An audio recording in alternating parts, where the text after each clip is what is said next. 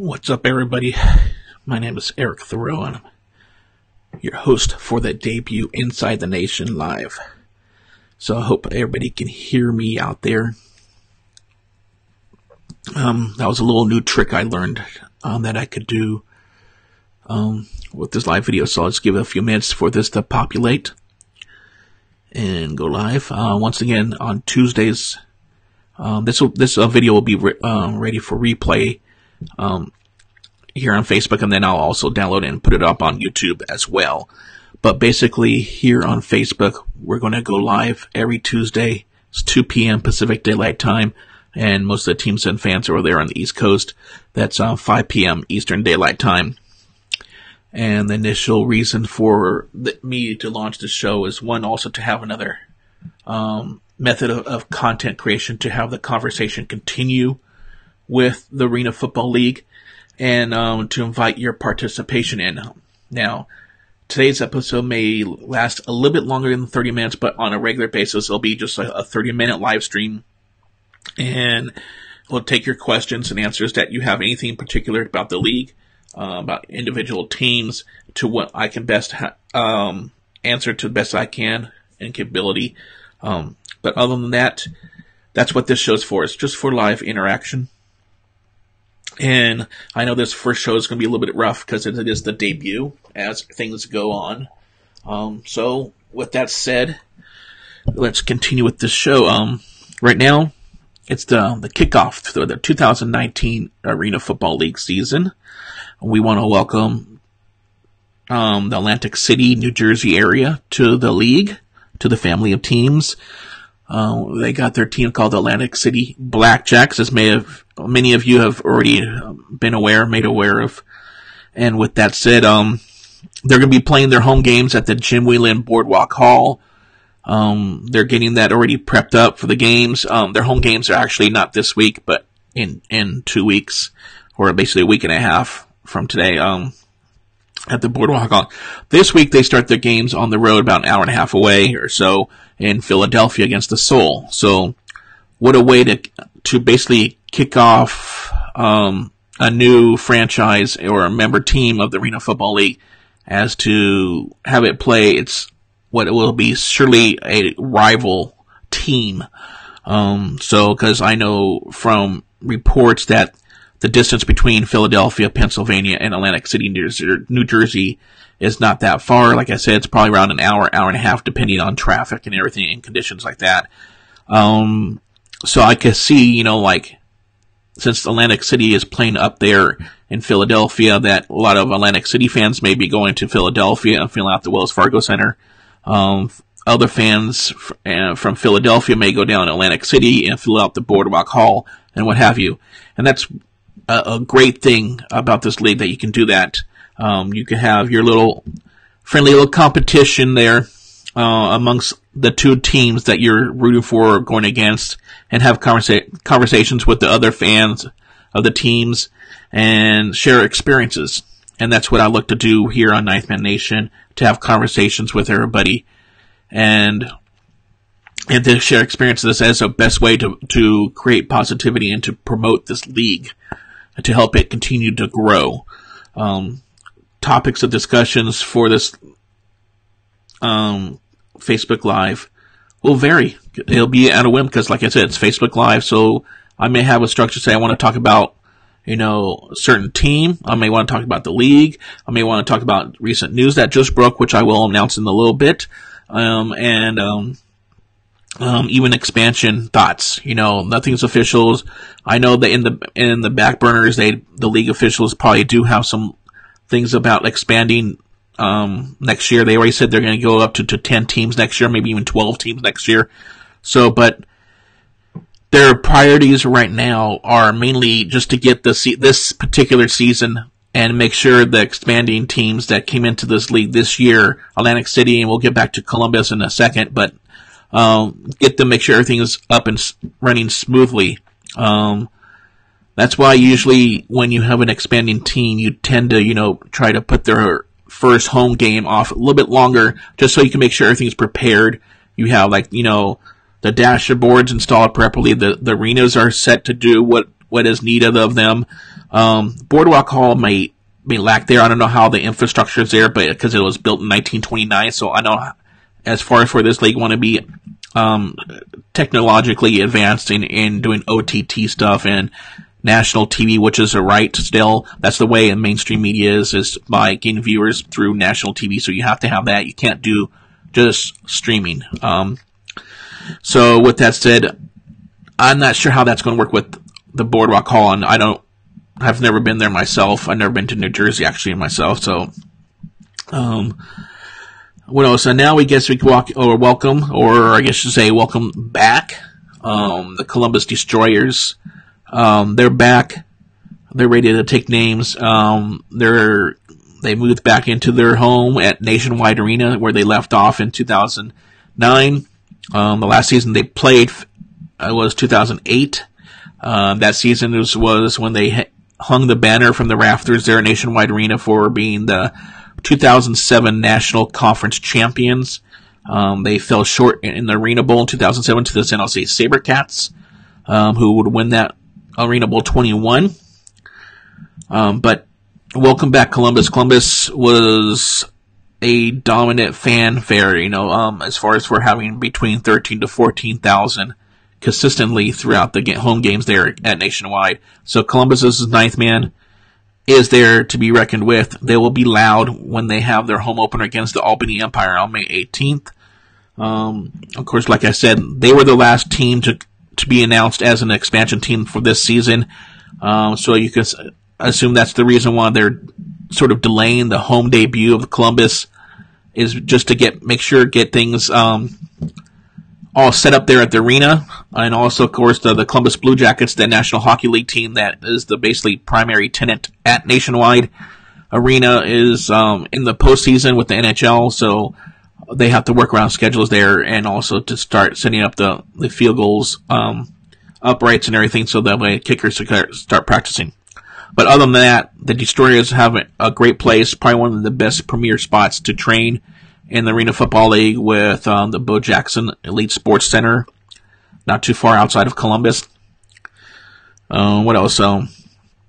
That's basically it with the new teams. We got the regular teams. You got Philadelphia Soul trying to go back to championship ways. They were ejected from the postseason last year by the Baltimore Brigade.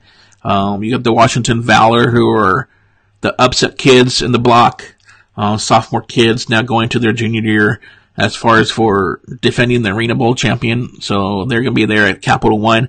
I hope Capital One and the Washington Valor and Washington's ninth man, Valor Nation, I hope you go back to filling up the Capital One Arena. The first year in 2017, you led the league in attendance, because you were probably one of the bigger arenas outside of Wells Fargo Center in the league at that time. So we just want to have every team be successful, and we want every team to hit a minimum of 10,000, as a goal to get the 5 figures in the attendance. So I know last season, due to having one extra game at home, the Albany Empire led the league in attendance in average. They had an extra game due to probably contractual agreements with the Times Union Center or something. The Philadelphia Soul gave up their last home game of the regular season to go and play in Albany for that reason. And that's the reason why it was 7 home games for Albany and 5 for Philadelphia last year, and then Baltimore and Washington both had 6 home games respectively. So, with that said, once again, this is our debut episode of Facebook Live. You are able to submit your questions. I'm able to see them here. Hopefully it works. Like, again, I'm working with new software here that's doing this live stream. I know it's doing in HD, and I know the audio is probably pretty well. But with that said, the news coming out of the league office was a late expectancy. It was supposed to happen, and it took a little bit longer. Apparently, it's taken a little bit longer than it should have to announce this. Was that there's now a fantasy sports game, a fantasy arena football league game with DraftKings. As you may recall from last year, prior to last year's season kicking off, the Arena Football League announced starting a 2-year partnership with DraftKings. So DraftKings was basically a silent partner of the league last year. And then with the hopes that, the esports, e-gaming, and all that stuff will come to fruition, it's sort of going that way. And with that, they launched a team in Atlantic City, therefore. And I'll get into that a little bit more when I talk a little bit more about expansion. But yeah, DraftKings is officially on board now. I know during the offseason, DraftKings, I think, purchased a video hosting platform. Whether or not that's to be able to do their own OTT kind of thing, live streaming, whether they're going to be live streaming games, that has yet to be announced. Another late press release is the broadcast of the Albany Empire games. Apparently, it's going to be on a local over-the-air network. I guess Channel 4. I'm not sure what network affiliation they have up there in Albany, but Channel 4 in Albany, New York, will be broadcasting both the away and home games for the Empire. So that's good. It has been yet to determine about a television broadcast partner for the Columbus Destroyers. They did announce, however, that they do have a broadcast partner for radio. It's CD 102.5 FM. That's CD 102.5 FM. If you go to ninthmannation.net and under teams, you click on the Columbus Destroyers team page. I already have the streaming widget embedded there, so you could just listen live there. But yeah, CD 102.5 FM. You can stream it from there. I know that they are available on TuneIn. So you download the TuneIn mobile app for your mobile device and then listen there if you're out of the Columbus area, and you want to listen to the Destroyers play. That's great there. What else is going on? I believe they did, also the showcasing of the new jerseys by Phenom Elite.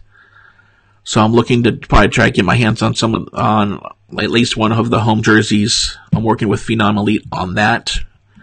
They also announced a new game ball from Team Issue based out of Texas. So I've posted a link on social media to where you could get, if you want to not wait for the games, or if you're in a section of the arena, like say upper levels or whatever, that you may not be able to get your own game balls from the game itself, you could go online to Team Issue's website and purchase them. They're about just under $125. So that's that. What else is going on here? Let's go ahead and talk expansion, because I know how everybody wants to jack up the rumors of expansion. I don't really like to push that issue, but if you see the course of the ways, you got to think some of the target demographics, or markets, I should say, are going to be regionalized. They're not going to go from being where they're at now, as far as for the farthest west team, to start moving out to California right away and establish and bringing back teams to California, whether it be Anaheim, Los Angeles, San Jose, and then up north to Portland, Seattle, Spokane. Who knows? Even though all those markets are great markets, it would be interesting to have, like the Spokane Shock come back, because, Spokane's ninth man was great when they played for the AFL for 4 years. They played there, and then they were the AF2 previously. Solid fan base, loud. They knew the league, especially the group next to the visiting bench called themselves Goal Line Bandits. Saw much respect to those guys and their commitment to the league and what they did during their time. And then, with the remodeling of Key Arena in Seattle for the soon-to-be expansion NHL team that's moving in there in the next year or two, or probably next 2 years, it'll be interesting at that time that Seattle would be a key market for arena football. I do know that they do have, of course, MLB and NFL there, and the Seattle Mariners would be sort of the competing sports against there. But like I've always said in past years, if you have basically the Arena Football League and the Major League Baseball going side by side for some part of the spring and summer seasons, why not work with your partner MLB team? My ideas have thought, Zach, if, like, for example, most of the Arena Football games are on Saturday, so if your team, let's just say Baltimore Brigade and the Baltimore Orioles, for example, let's say the Baltimore Orioles play Saturday afternoon. Okay, usually games start between 12:30 and 1 p.m. at their home games. So if you take account that a game lasts roughly, say, like 2.5 to 3 hours, so that would mean that the game would be over roughly around 4, and then getting out of the stadium 4:30. So you have time, 2.5 to 3 hours, when Arena Football League games start around 7 to 7:30, to get to the arena and get ready for that. Rest up for a little bit and then get a meal maybe, and then go to an Arena Football game. What would be great marketing is that if you bring your ticket stub or ticket receipt, because I know a lot of the teams are going digital nowadays, if you bring your proof of purchase for that ticket for that day at the Major League Baseball game, and you don't have tickets yet to the Arena Football League game, bring it to the ticket office at the arena and let the Brigade ticket people give you a discounted rate of some kind, or whatever, how that could be worked out. And then, if it's vice versa, Arena Football League attendees can go, whether it be if they're before the MLB game on the same day, or if it's 7:30, and then the very next day they could take their ticket from the Arena Football game to the Baltimore Orioles Park, Camden Yards, the very next day, show their Arena Football League ticket and get a discount there, maybe like the same rate, like 10% or 15% off of the tickets there, and go. And that'll be a great marketing ploy. And then, of course, each team would be, in-house advertising on the Jumbotrons or whatever have you at the arenas for these kind of discounts. And plus, of course, on social media and websites, that you can build this relationship between MLB and the AFL there. And I always thought that would be a great appearance. And then, of course, I've noticed that some of the players would go to the MLB games to try to show that kind of support, but they should go, wearing the AFL gear, showing, so that way the branding gets recognized. Because I know in Baltimore, there's a lot of people there that don't know the Brigade exists, no matter how well they did. They went to the Arena Bowl last year. They hosted it, no matter the circumstances of them hosting it, but the fact that they did, and they barely surpassed what they got average-wise of 6,000 during the season, so they only got a little over 8,000 for the Arena Bowl, 8,900 for the Arena Bowl. And from what I call, Royal Farms Arena can hold close to 12 to 14,000 people for an Arena Football League game. So it just makes you aware that more marketing needs to go down in at least that area. That's my thoughts. Philadelphia has the same thing. As a matter of fact, it's easy for the Philadelphia fans from the Phillies to go from day game at Citizen Bank Park there to Wells Fargo Center, because they're in the same parking lot. So basically, you just walk stadiums. You don't even have to move your car or anything. And then, of course, the Philadelphia Soul fan could go to watch the Phillies the next day over there at Citizen Bank Park. And then let's see, Columbus, they could work out a deal with maybe the Columbus Blue Jackets, as far as for the postseason part of it. And same with the Philadelphia Phillies too. They could do with the Flyers too if they're in the postseason. I haven't followed up too much on the NHL postseason. I know my Sharks are in, and they're in Game 7 tonight against the Vegas Golden Knights. But other than that, I don't really follow the NHL too much. Let's see, and then you got the Washington Valor sharing the same building as the Capitals, so that's one thing. And then, of course, in the NBA teams, same with the NBAs. If you have local NBAs, work out the partnership too. And you got the Capitals and Wizards and Valor all in the same building, so you could give discount tickets to. I'm sure they're doing it with the Valor and how they're working it out.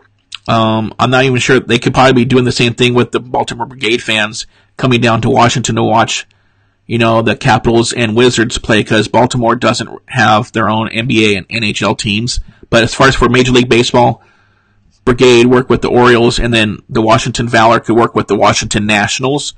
in that sense. At Nationals Park. What else can go on? And then Atlantic City, they're basically in a pot of their own. There is no other professional sports, which is probably the main good thing about that market. Yes, they're about an hour to an hour and a half drive away from Philadelphia, and they could probably work out some deal with Philadelphia if they really wanted to, if the fans really wanted to, just to make it available. But other than that, South Jersey is a melting pot for Arena Football League by themselves, to being the only professional sports teams. I know in North Jersey and Newark there, you got the New Jersey Devils there in hockey, and then, but I'm not sure if they're in the postseason. Like I said, I don't really follow the stats on NHL on which teams are in the postseason right now or not. And then crossing the way over to Columbus, you got the Blue Jackets, which are in the postseason. I don't know if they got eliminated or not, but anyway, so that's how it could work. With Columbus, actually, you could maybe do a cross promotion with what'll be going on right now. NCAA tournament's gone, so Columbus, Ohio State, because you could do a cross promotion with Ohio State. I know there's probably some sports still going on over there at Ohio State, and do that promotion, because that's right there. It's just a mecca. Football fans over there. That's crazed Ohio State fans. So that's what I can see. Now, let's move on and talk. I know we're talking expansion. Everybody's eager to see what else is coming on board. There's a lot of chit-chat going on. There's a lot of speculation. I sort of, from a marketing point, do like the way that they're doing rivalries, and they're doing regional markets, and the northeast corridor of the country is basically, you could say it's pretty much done. I mean, if you want to add a little bit more, you could probably add, say, bring back Buffalo to the Arena Football League. I know they had the Destroyers there originally before they relocated to Columbus. So you could bring back Buffalo, and that would be like an in-state rival from Western New York to Eastern New York as far as for Albany, because otherwise Albany's up there by themselves. You could put a team in Boston, or even in Connecticut. They had a team, the Hartford, what was it? The Connecticut Coyotes used to play there in Hartford way back, if you're a true AFL, person.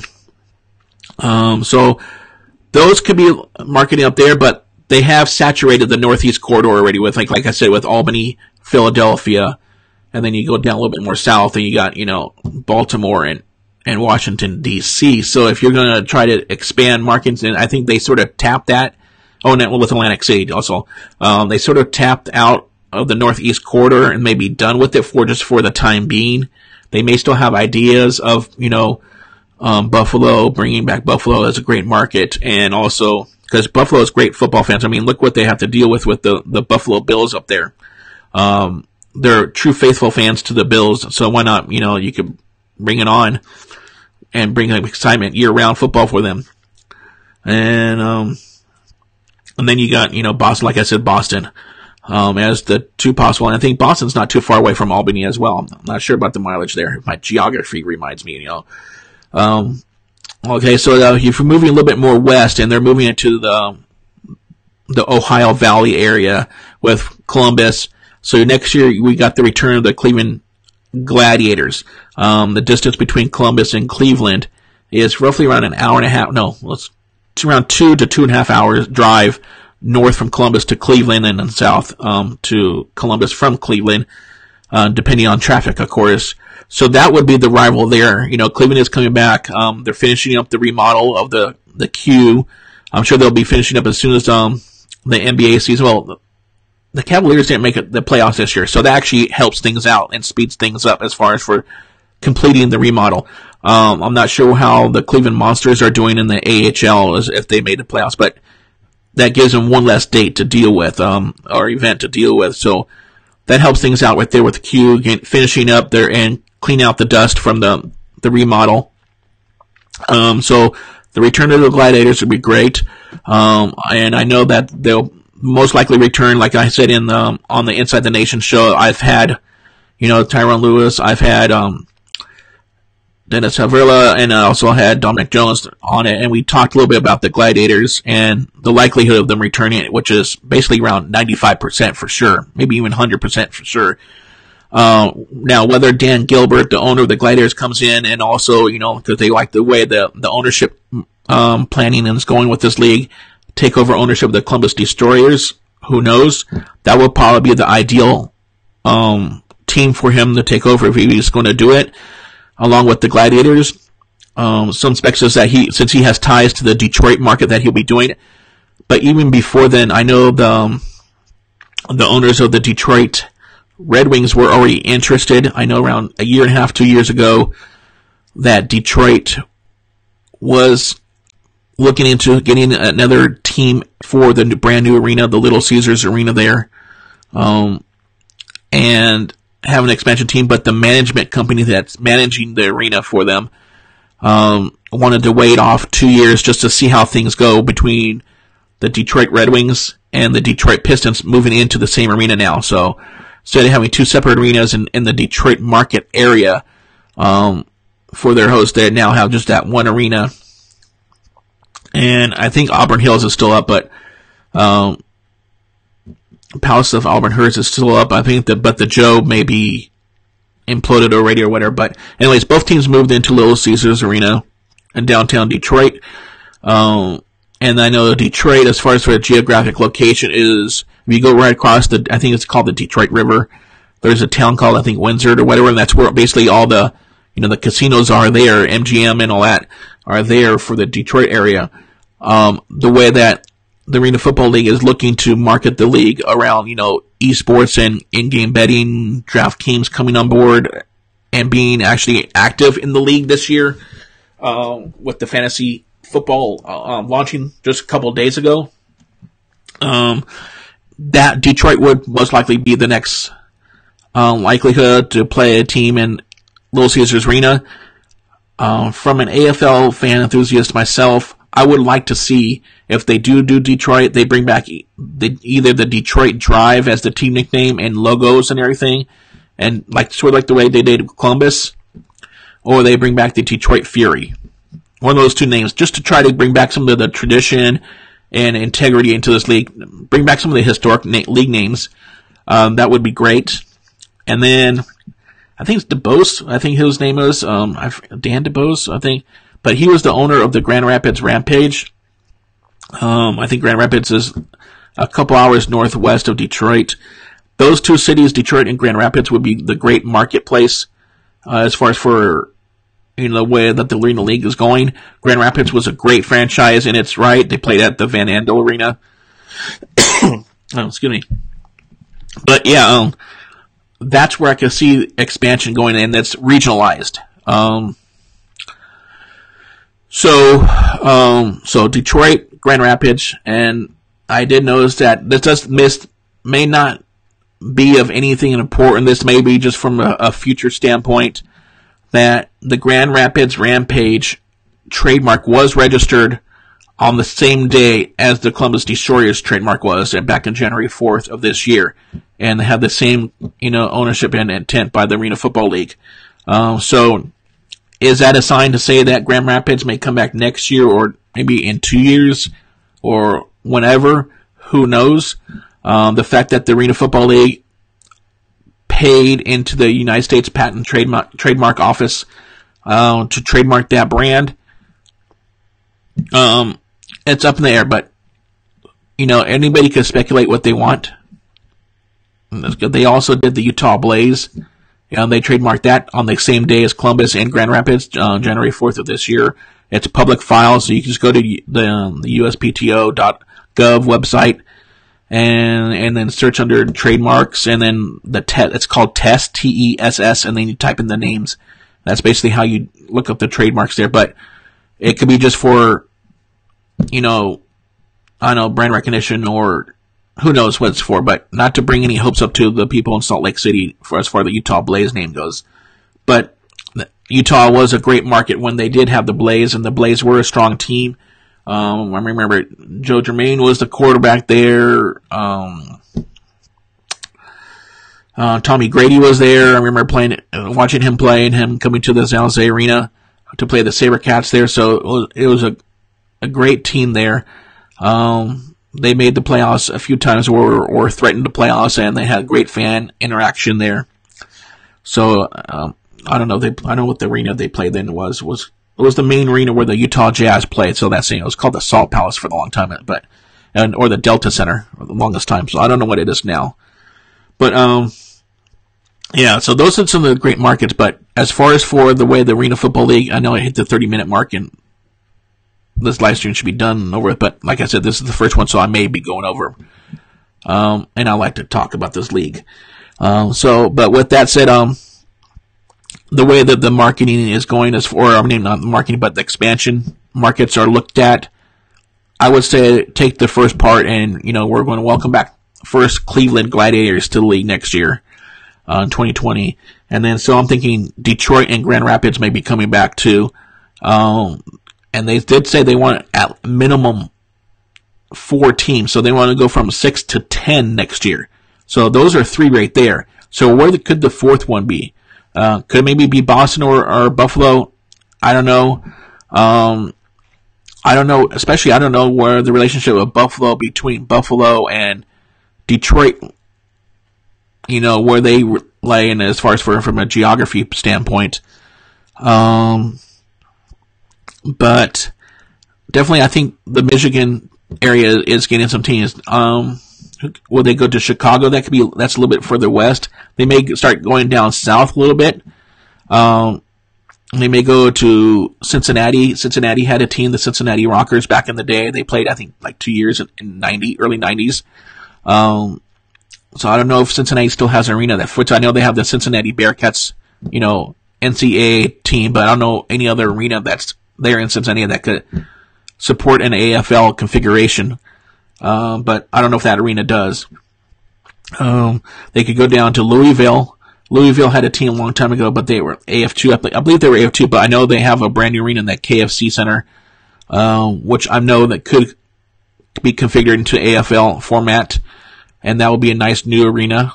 Bring back a team to Kansas City. I know you can't bring back the Kansas City Brigade because obviously Baltimore Brigade, the Brigade nickname has been taken over to Baltimore. So maybe bring back Kansas City Command.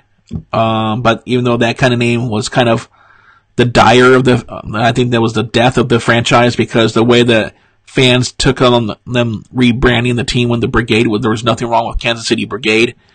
But when the team came back in 2011, they decided for whatever reason to change the branding. So from a marketing standpoint, you're doing that wrong for your fans standpoint. From a business standpoint, you're trying to capitalize on a new brand. You may have thought of the Brigade may have been tarnished before the old league, or maybe they just didn't have the access to get the Brigade nickname back, or whatever reason, from when the league held it. So, but anyways, or maybe just start fresh and do a Kansas City, whatever, so for that marketing, and move the team back into the Sprint Center there. Those are the areas. So if you're going to go down south of Columbus as maybe like your 4th team, I would see going to, Kansas City, Louisville. St. Louis had a team back in the day. It's St. Louis Stampede. I know there was talks. I know back when Commissioner Scott Patera was still in office with the league commissioner, he made an appearance on a local CBS sports radio station out there in St. Louis. And maybe they were playing at, I think it was the Charles Schwab Arena or whatever, where the St. Louis Blues play. But also, I also heard that arena is kind of an older infrastructure, but that could be a play. I mean, look at, they're playing the Boardwalk all 1929. And then Royal Farms Arena itself is pretty old too. It's built in the 60s, 50s. So I think age of buildings don't have a concern for the Arena Football League right now, but with the way the esports and everything, want to have the infrastructure there. So St. Louis, Louisville, St. Louis would be great because they don't have a football team there. I mean, yeah, XFL has targeted to come back there, but we all know how the AAF turned out and XFL turned out the first time. Who's to know how the XFL will go? And plus, outdoor game is different from the indoor game. it's the whole great thing. I think that's just my 2 cents on the expansion, on where expansion could lead or should lead in those general markets. So just to recap, coming next year, not Detroit, but Cleveland's coming back. That's definitely, and then expanding to Detroit, Grand Rapids. That's 3 teams out of the 4. And then where will they go from there? Will they go to Cincinnati to keep it in Ohio? Having 3 AFL teams in Ohio at the same time, is that actually really a good thing? Who knows?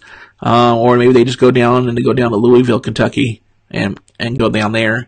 And St. Louis, Kansas City would be a great rival team. So those are my 2 cents. This actually went 5 minutes longer but just to keep in mind that, just a reminder, programming note, that every Tuesday, unless otherwise noted, that there will be a live stream here on this Facebook page, Ninth Man Nation. I hope to have interaction. I know I've had a few viewers, but little interaction transpire on the chat. Don't be afraid to ask questions. I know people have questions, and if I can answer them, I will. If I cannot, I'll make note of them and do some research and make contact to try to get an answer to them offline for the next week's show, or maybe answer them later on that week in the regular Inside the Nation show that will be on Fridays, the podcast show. So that's it. So make sure you tune in Tuesdays, facebook.com/ninthmannation. This is where the live stream will happen. The replay will be available here on Facebook, and then I'm also going to upload this, the recorded version of this up on YouTube as well, to have it up there, and just like I do with the YouTube uploading here on Facebook. So I hope to see you next week, or not see you, but chat with you next week, same time, 2 p.m. Pacific Daylight Time, 5 p.m. Pacific Eastern Daylight Time, and we'll talk a little bit more about arena football, and then also opening weekend. How did it go? How was your experience at the games? Home games, Albany, Philadelphia, and Baltimore. I also have just to keep in mind, on ninthmannation.net, the website, I do have a poll running to say which home team will come out victorious this week, or will be a pair of teams coming out victorious, or all 3. Go to ninthmannation.net and make your decision on our poll, and we'll discuss further upon post-game live. That's also being debuted this week after the game, so on Twitch. So we're going to be all over the place. We're going to try to create as much content as possible. And that's it. Thanks again for watching. My name's Eric Thoreau, and this has been Inside the Nation Live Q&A.